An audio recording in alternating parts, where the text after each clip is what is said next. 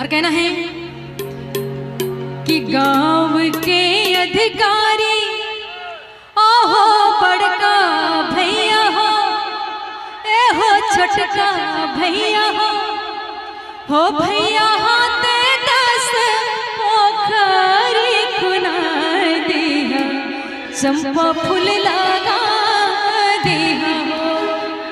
आप लोग कहाँ जा रहे हैं? बैठिए, अभी समाप्त नहीं हुआ है जागरण, है कि नहीं? बैठिए, सभी कोई बैठिए। और कहना कि हो भैया हाथे 10 पोखरी खुनाए दिया, चंपा फूल लगा दिया हो। कहना है